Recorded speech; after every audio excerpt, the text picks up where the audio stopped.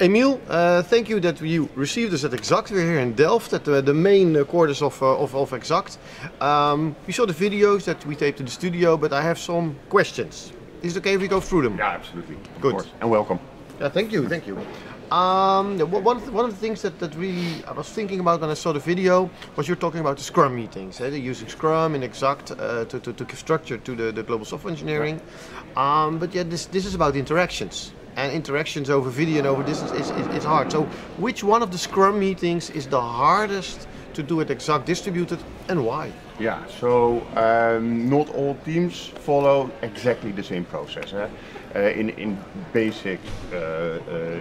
the basics they do, but they differ in a couple of ways. So some teams do the retrospective, including Delft, and other teams don't. So if I look overall to the most, the meeting that is done mostly, it is the refinement meeting. And that is also the most difficult one, because that is where we need to transfer knowledge from what needs to be done to a team. And often, what you often see, the 80% of the communication is done by body language.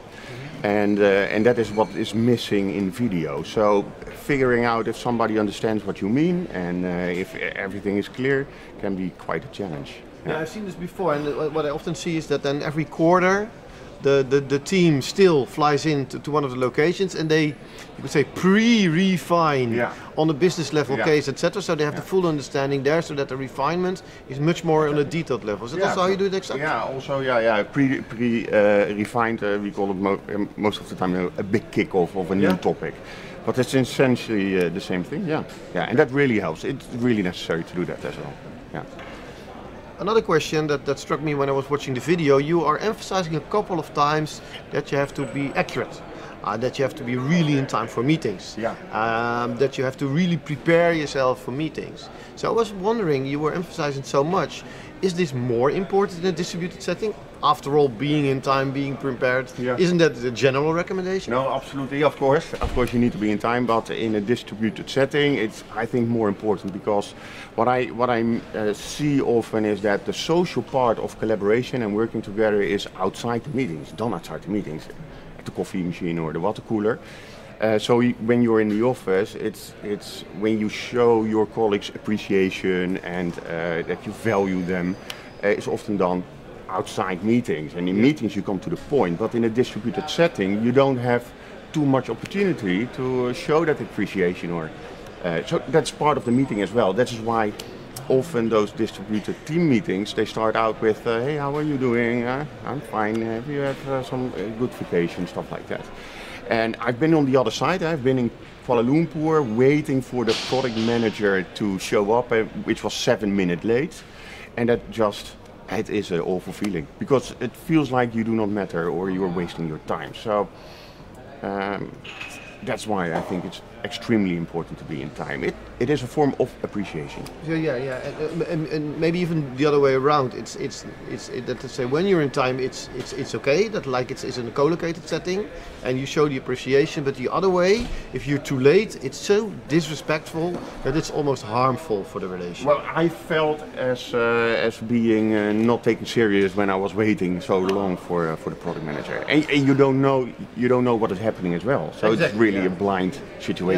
So before you know it, you start to have all kinds of do they take it seriously? Why are they late? So it's you start 0 to 1.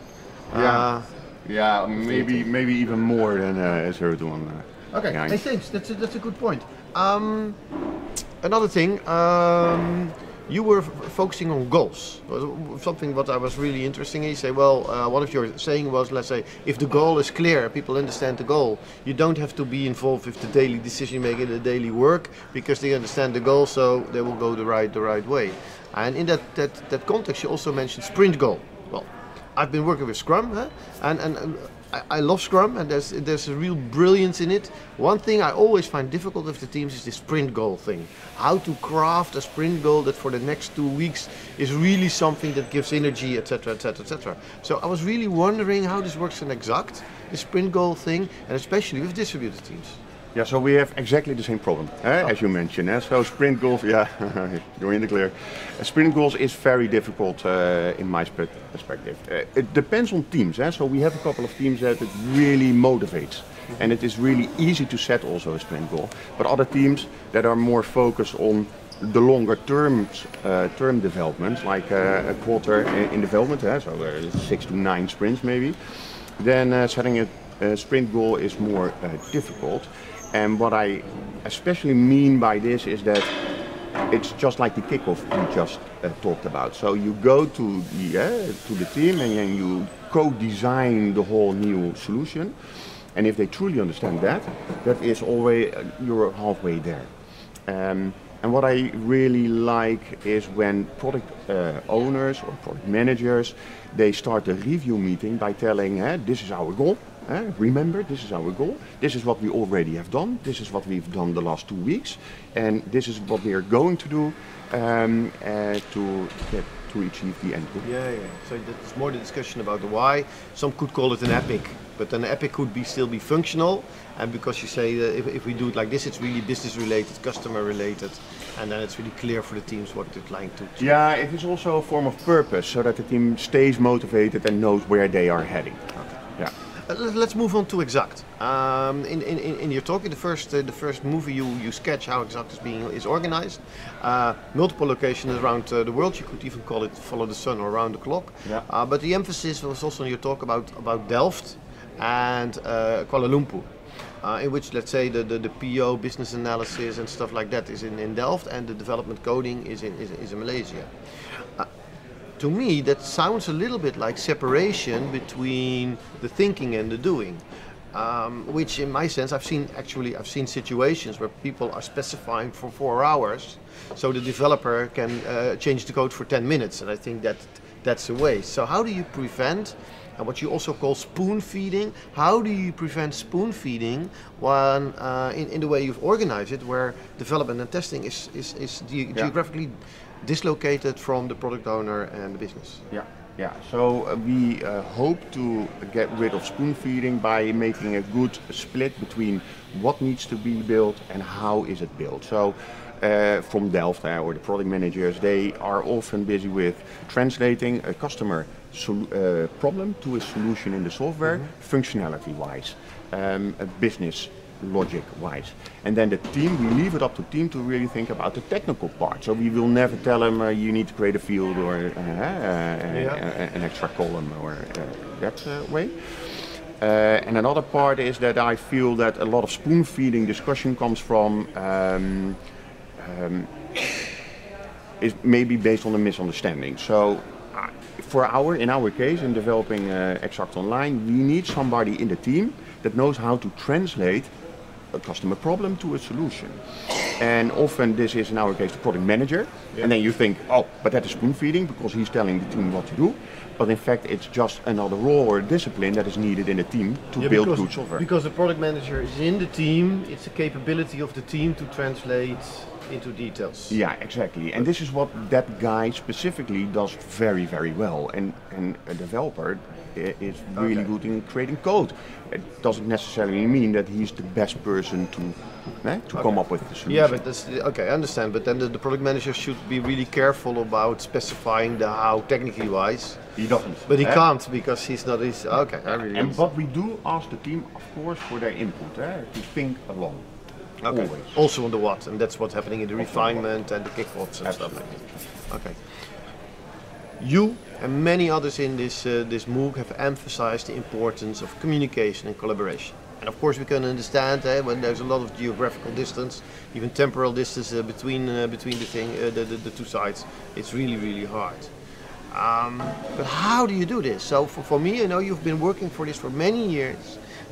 Maybe in Exact you start with a new team, maybe you get a new business line, maybe you go to work somewhere else. What are really the key things that you will always do to make sure that communication and collaboration is successful? Yeah, well, it's quite simple.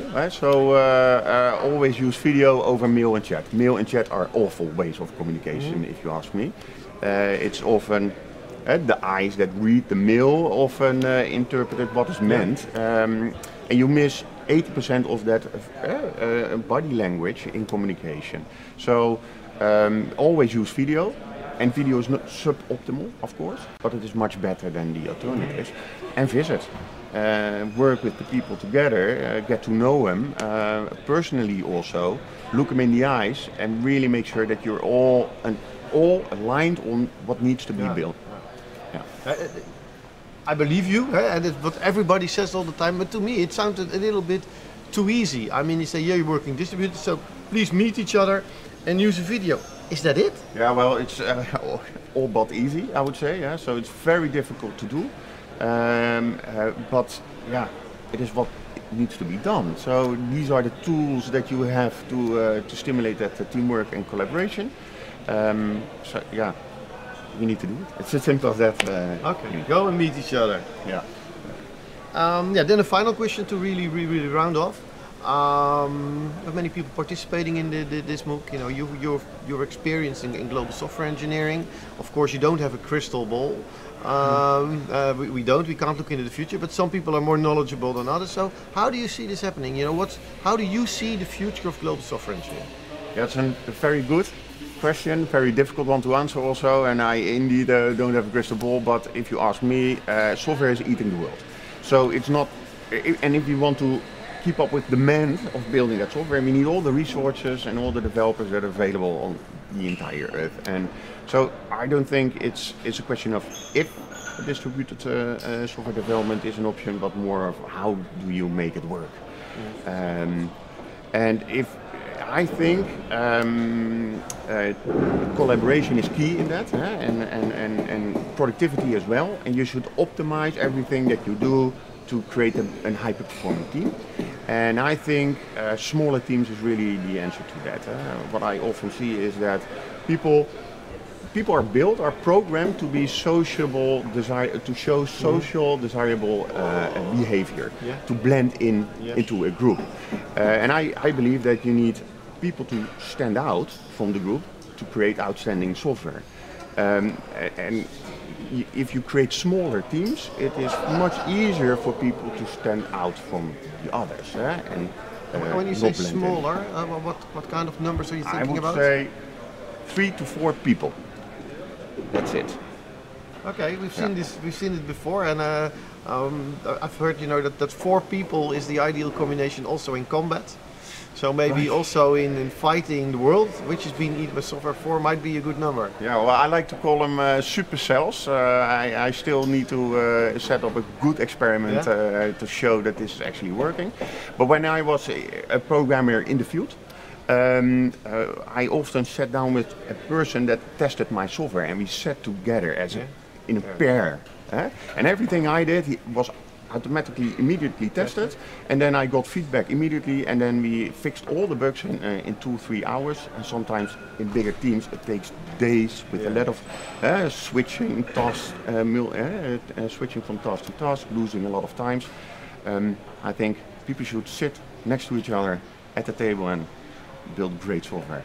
Or with a video screen in the middle. Yeah. Absolutely. Okay. Emil, thank you for your time. Thank you for your knowledge and your sharing. Thank you for your participation to the MOOC. Thank you very much for hosting us. So good luck and see you soon. Thanks. Great.